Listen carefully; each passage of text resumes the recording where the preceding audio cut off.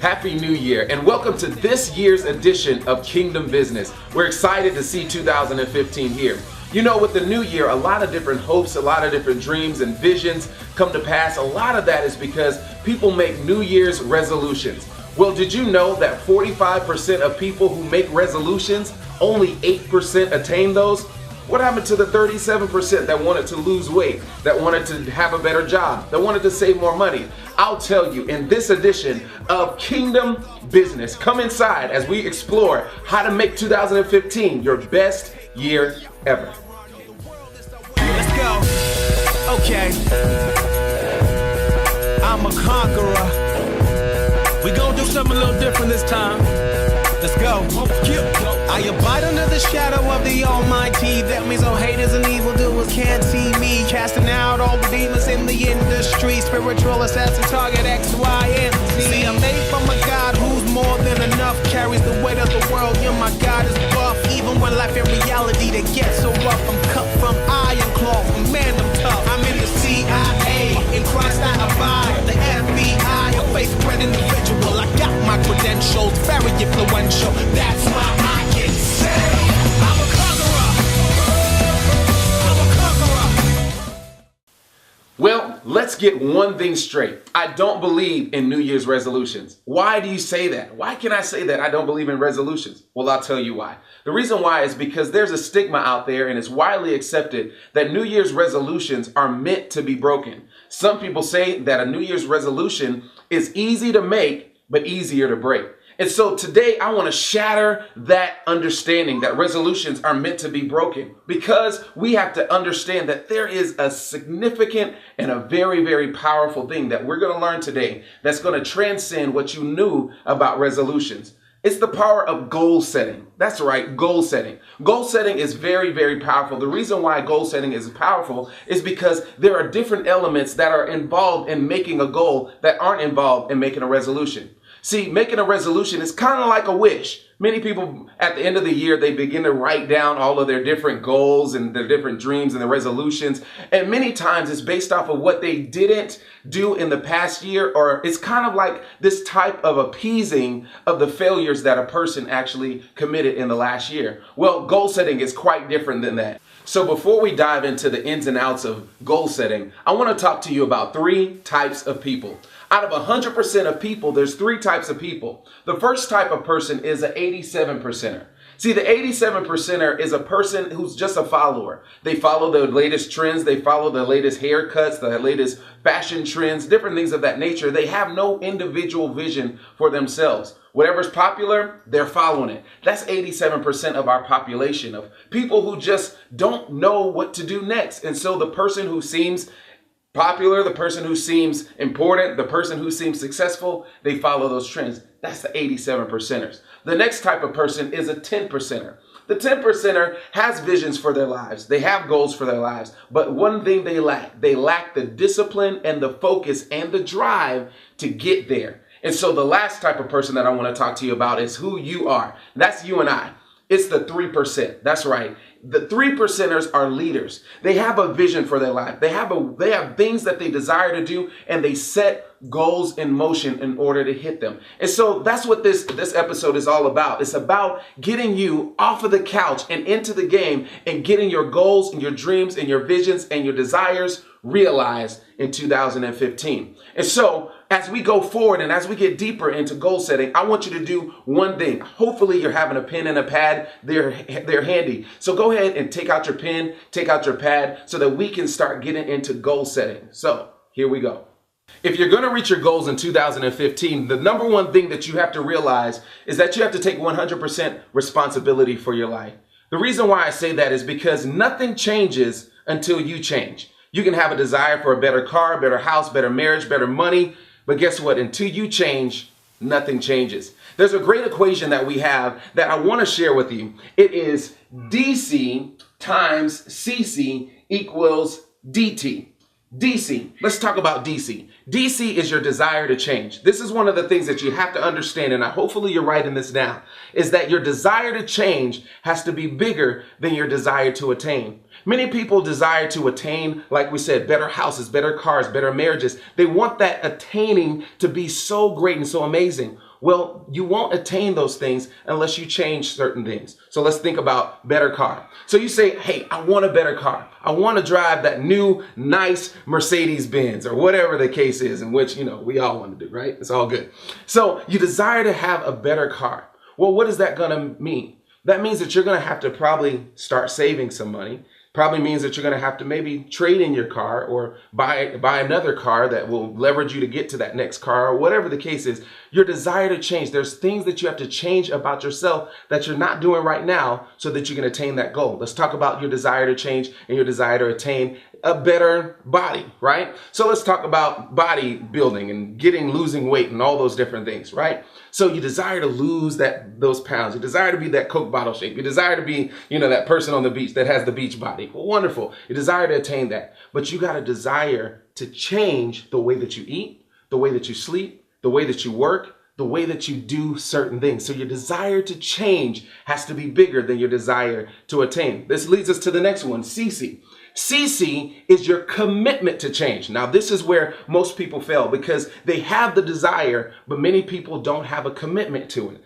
So people have to be committed to their dreams, their goals, and their desires. So your commitment to change has to be bigger than your commitment to attain it as well. So you have to realize that your commitment is shown through the things that you do. All right. So if I am losing weight, say I want to lose 80 pounds this year, which a lot of people have a lot of weight loss goals.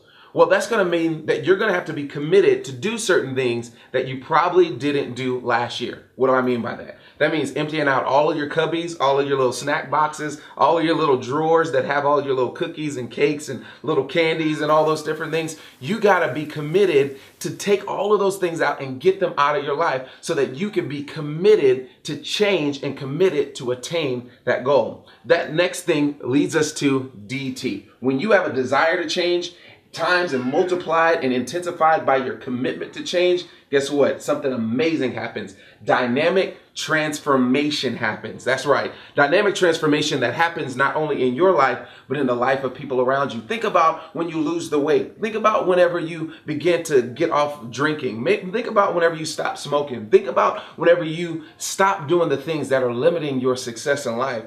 What's going to happen? You're going to have a dynamic transformation, and many people will come to you and say, hey, how did you do that? Because I have something that I want to do in my life as well. So we have to have the desire to change times your commitment to change that leads to a dynamic transformation. But guess what? That's not the only principle that you have to understand. There's another one as well.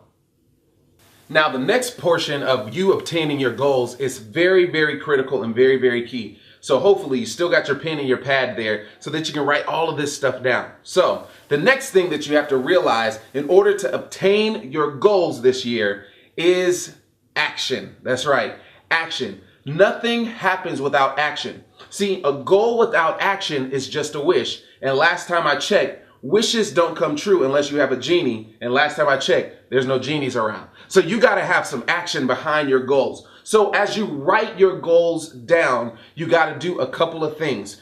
I love what the Bible says about writing certain things down. In Habakkuk 2:2, it says, write the vision, make it plain, so that he that reads it may run thereby. I love that because it gives us some principles. And whenever we write things down, whenever we write our vision down, it gives us some things that we must do in order to get that goal or that vision. Number one, he says you got to write it down. Write it down. Make it so specific. Make it so understanding. Make it so plain so that when you read it, you can run. So we got to write it, you got to read it, and you got to run with it. 3 action things. Write the goal down. What weight do you want to lose?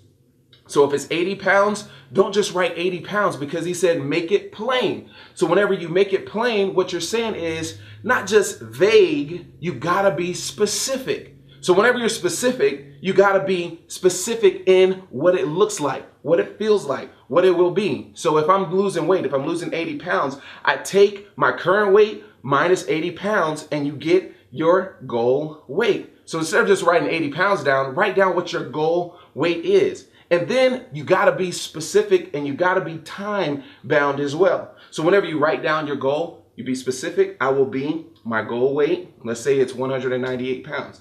I'll be 198 pounds at certain percentage body fat. by December 31st, 2015. That is specific. That's plain. Whenever you write the vision, you got to make it plain. Then number two, you got to read it. That's right. You got to read your goals. I have a goals book that I have every single year. I write down my goals and I read my goals in the morning. I read them during the day and I read them right before I go to sleep. Why? Because I'm putting in my mind that which I'm going after. And so if I'm going after a specific goal, I got to realize that I have to read that goal on a consistent basis. Number three, you got to run. That's right. Running has more expenses of energy than just walking. So you got to run with it. You got to run. You got to be intense with it. You got to go with it. So if that means getting rid of all of the things that are going to make you limited in obtaining your goals, get rid of all those things. If it means that you're going to have to learn some more skills, guess what? Run towards learning those skills. You got to write it, you have to read it,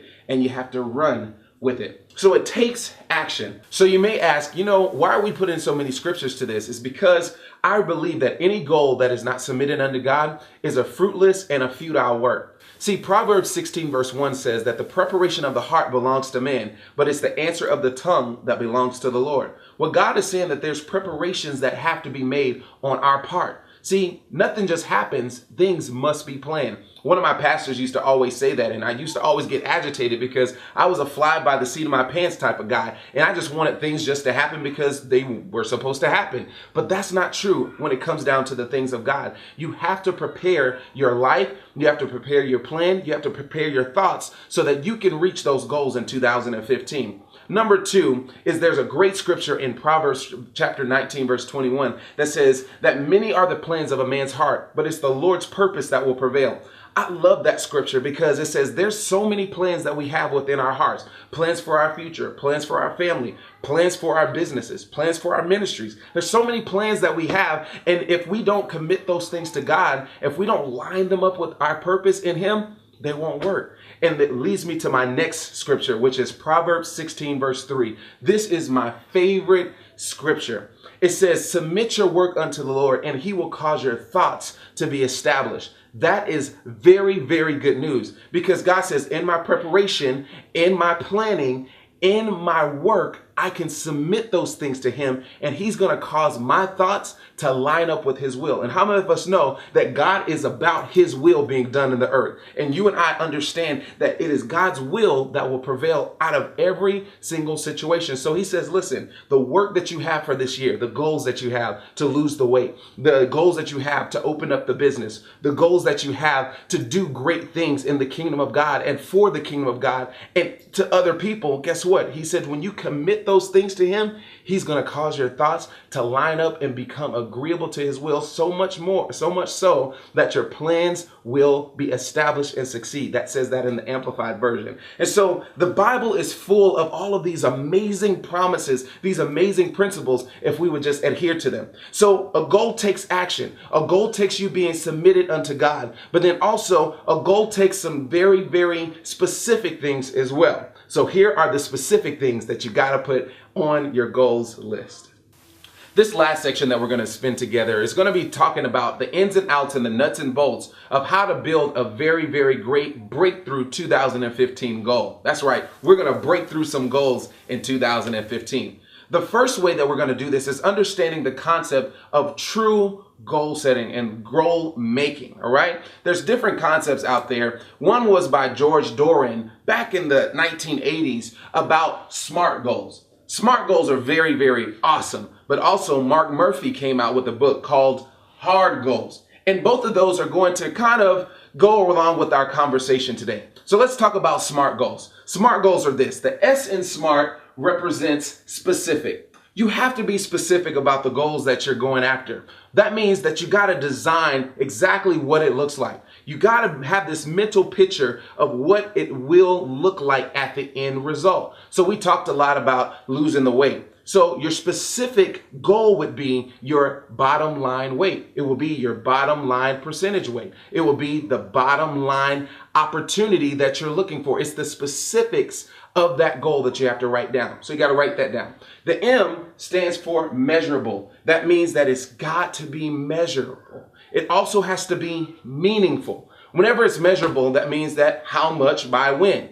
So a lot of time is put in this as well. So if you're saying, I want to lose specific amount of weight in a specific amount of time, what does that time look like? And I always go to the extra result of saying not just the date, but actually put down an actual time. So let's just talk about weight one more time. So you're saying, I want to lose 80 pounds. Means that you're going to be down to 198 pounds, right? 198 pounds by December 31st at 5:05 p.m. Now that is measurable, because anytime anyone comes on December 31st at 5:05 p.m., they can see whether or not you reached your goal or not. So it's got to be specific. It's got to be measurable. It's got to be attainable. Yes. You got to be attainable. Don't put out goals that you know for certain that you will not reach. So it's got to be attainable. So don't just say, hey, next year or this year, I am going to make $100 million. That's what I'm going to do. It's going to be great. When last year you only made $32,000. Well, it's got to be attainable, because it's got to be believable for you. Otherwise, you're going to backtrack into being that person that doesn't reach their goals. And remember, we're 3%ers. We reach our goals. So it's got to be attainable. Put out goals that you know for certain that you can reach. With a little bit more effort, with a little bit more focus, with a little bit more determination, it'll be attainable. And then it's got to be relevant. It's got to be relevant. The reason why it's got to be relevant is because it's got to be specific to your function. Don't put out goals that aren't relevant to what you desire to do. So don't say, I'm going to be an astronaut, when you haven't been through the proper schooling to do that. Don't say that I'm going to do certain things that are not relevant. Make them relevant to your function as a father. Make them relevant to your function as a minister, as a business owner, as a student of success. Whoever, make them relevant so that you can reach your goals. And then lastly, T stands for time bound. They got to be time bound. Remember, I kind of talked about that a little bit in the measurable part, but it's got to be time bound. How much by when? Make sure that you know that specific time. So let's go back to the weight again, because that's the number one reason why people make goals is I want to lose weight or I want to gain weight. So just take a whole month. It's safely known to safely be able to lose at least 2 pounds per week. So let's just talk about that. In one whole month, you have the probability to lose between 8 and 10 pounds. So that gives you a great understanding of how much you can lose by what time. So when you put your goals down, you can go by quarter, you can go by month, or you can go by year based off of it being time bound and based off of the principles that we know. So if you're going to earn enough money by the end of this year, put the time stamps of I'll earn this much by this time. This much by this time. I'll save this much by this time. It's got to be time bound. Now, that leads us into hard goals. Now, hard goals by Mark Murphy, they're awesome because hard goals, the H stands for heartfelt. I love that because it's got to be heartfelt. You got to be passionate about why you want to reach this goal. And the best way to understand if you're heartfelt is you got to answer the question, why? Why do I want to reach this goal? Why must I reach this goal? You know, Eric Thomas has an amazing chant that he has out there. It's not necessarily a chant, it's a mantra. It's something that you can actually just say over and over again just to build that belief on the inside of you. He says, I can, I shall, I must. I can, I shall, I must. Those things. Why must you reach this goal? Why must you lose the weight? Why must you get into a better car? Why must you read more books? Why must you do the certain things? It's got to be heartfelt.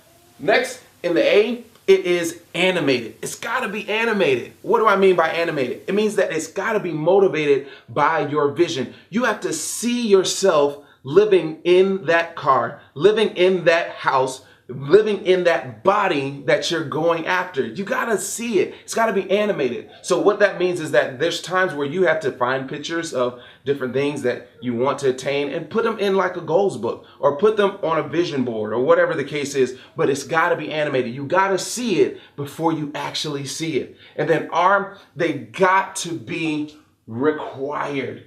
Required. It's got to be required, meaning that you have to make sure that nothing else is necessary. Nothing else is relevant but this goal. It's got to be required. One of my mentors used to always say this as well. He said, listen, The things that have happened in your life is because you've, number one, allowed them to happen. And number two, the things that haven't happened in your life is because you have not required them to happen. And man, that was a breathtaking thing for me as well, because I had to realize that, wow, I have not required certain things in my life. Yeah, I wanted them. I desired them. I felt like I deserved them, but I haven't required them. See, all of us have to require these goals to happen in our lives, just like we require certain things in our lives. We require certain foods that we eat. We require certain living conditions. We require certain things. So you got to require these goals that are happening in your life. And then D in hard, which is really awesome, is D is difficult. They have to be difficult, not too difficult to the point where it is demotivating, and not too simple to where it's demotivating as well. You have to be difficult in your goals. Meaning that it's going to cause you to come out of your comfort zone. It's going to cause you to do something that you've never done before. It's going to cause you to live like you never have lived before, at the pinnacle of your potential that God has placed on the inside of you. And so that's the essence of SMART goals and hard goals. And when you mesh those together, we get these amazing breakthrough goals that you are setting forth in motion. So 2015 is going to be an amazing year for you if you, number one, submit your thoughts, submit your plans, submit your work unto God. Number two, you have to take action. Number three, constructing your goals in SMART goals or hard goals, and then ultimately taking 100% responsibility for your goals and go after them. Guess what? It's already done. God says this. He's already given us the victory. So there's nothing impossible to him that believes. So go after your goals with reckless abandon and walk into 2015 like never before. And in this year, greater, more successful, more victorious, and more amazed at God and yourself than ever before. And so it's been a pleasure having this short little talk with you. Hopefully you had a great time. Hopefully you've written all your notes. You can always rebroadcast this episode. And so listen, this is Kingdom Business. Tune in every Sunday night, 7 p.m. right here, OCN Broadcasting. I'm Torian Scott. It's a pleasure to be your host. We'll see you real soon.